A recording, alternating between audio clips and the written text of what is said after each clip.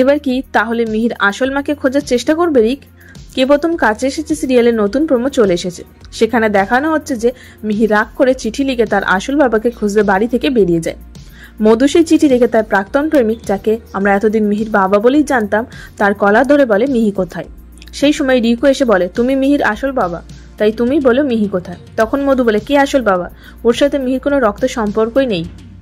তখন সেই লোকটি বলে, তা তোমার সাথেও তো মিহির কোনো রক্তের সম্পর্ক নেই। এটা শুনেই চমকে যায় রিক। মধুও তার সত্যিটা ফাঁস হয়ে যাওয়ায় চমকে যায়। সো তাহলে মিহির আসল মা ও বাবা কে? আর মধুর সাথে মিহির সম্পর্কটাই বা কি? মিহি একা একা তার আসল বাবাকে খুঁজতে গেলই বা কোথায়? আর এখন কি তাহলে এই সমস্ত প্রশ্নের উত্তর নিজেই খুঁজে বের করবে রিক? তোমাদের কি মনে হচ্ছে অবশ্যই জানিও কমেন্ট করে। দেখুন কে প্রথম কাছে এসেছি প্রতিদিন সন্ধ্যে 6:30টায় শুধুমাত্র জি বাংলায়। এরকম সমস্ত আপডেট সবার আগে পেতে অবশ্যই আমাদের চ্যানেলটি সাবস্ক্রাইব করে নিও।